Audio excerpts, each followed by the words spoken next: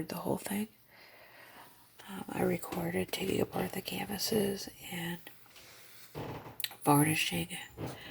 I did get this shadow box and paint it black with black chalk paint, and I hot glued it to the 4 frames, which I hot glued the 4 frames together to cover up the gap with the glue showing. I put twine and glued it on there, and then I took one of those black office wastebaskets at Dollar Tree, and I cut it into rectangles to fit in here. I had to put a piece of thing here, which I have to varnish as the same color as this, but I had to put that there because the glue wasn't holding the wire, so I needed something to hold it. But, and then this is just a regular wooden block, like a toy block, but you get these craft blocks at Dollar Tree, the small ones. But my daughter actually has some natural ones, so I actually took one from hers because she has so many. I painted this little wooden block black, like chalk black, and there's actually some salt on here because I had it on the stove drying, and like the salt comes off. It's not in the paint, but you know, when you have family, it's hard. But then I super glued this jute string to make a handle looking thing. It's not the best as I thought it would be because this didn't end up being like the exact square size I needed. So I was kind of hanging off a little bit. But for the first time making a lantern, it's not too bad. But yeah, this is how the varnish came out. It's Minimax Gray. Now, since I did make a door to the lantern, I just didn't glue this on. Now look, this is a cute decoration by itself.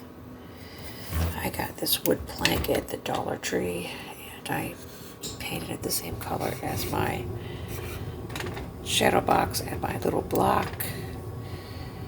And I put a candle from Dollar Tree on there. I put some, these are artificial plants off of Walmart's berry. This is a berry bouquet. It has like little berries and greens. You get that at Walmart for $3 a bouquet. And I am going to glue these down. These are those tumbling tower pegs. I've only had 2 left. I got to find some more. My Dollar Tree doesn't carry that game very often, so it's rare for me to find any.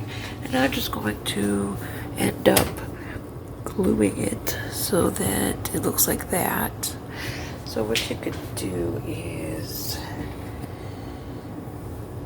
and if you want to start, it doesn't matter where you start.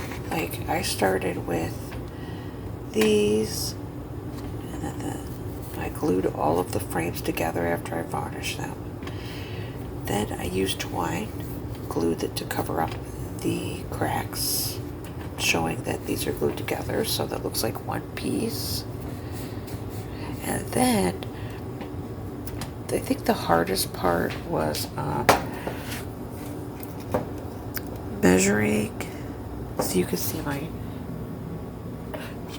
dollar shadow box, but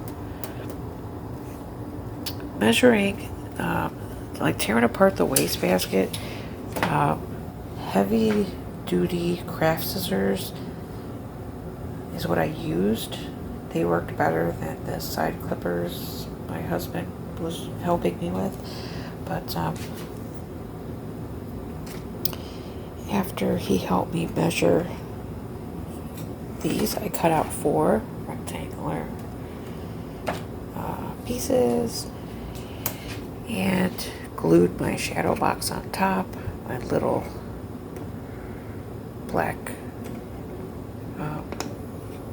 wood block after I painted it with chalk paint, and little jute handle that I super glued which I could probably put like maybe a little something to cover up that it's just glued on there randomly. But I think there's a lot of detail to it already. I don't want to overload it. But I want it to be, it looks more like a rustic kind of farmhouse, but I wanted it to be more clean. So I didn't expect to do all this like jute and all that. But actually, I did two thin coats of the black chalk paint to this. This used to be like a Valentine's Day shadow box with a Valentine's Day picture inside here. And this is actually chalk paint from the Dollar Tree. They have black chalk paint in the craft corner. So there's that. And I mean I actually am really digging just that. That display looks like a cute little good display in itself. And I love how good this chalk paint is. Even from the Dollar Tree, it comes out just like chalk paint, like the Rust-Oleum or the crayon. There you have it. It is a lantern. So I went over both twice how to assemble it. I have to start recording the entire process of my DIYs and crafts so that my channel can grow.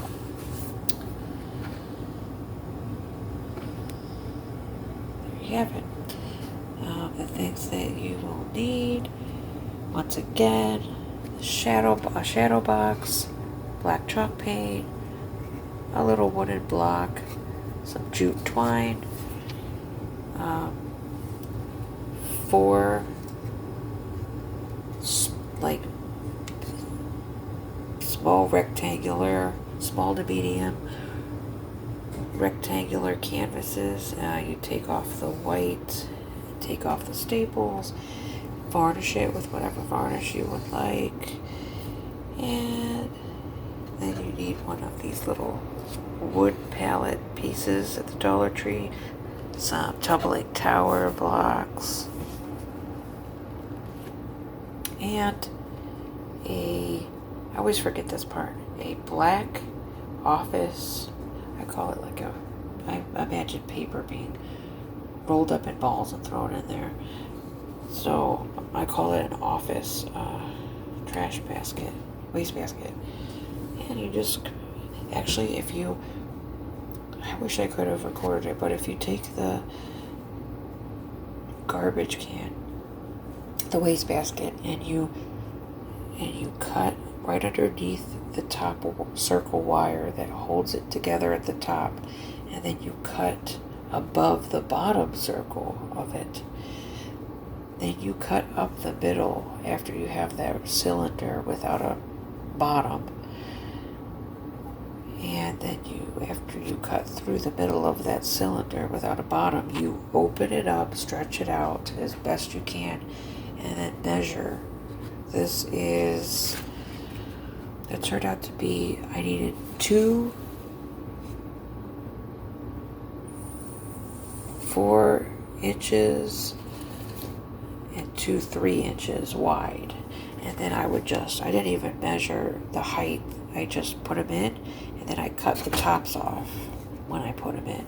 And then if you have a staple gun, it'd be a lot easier than gluing it on. That's what I had trouble with, and that's why I had to add extra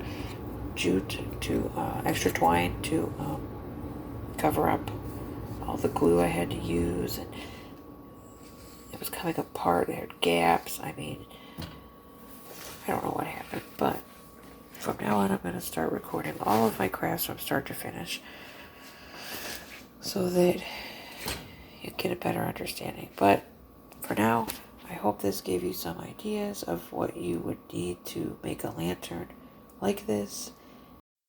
Please subscribe for more DIYs in action from start to finish.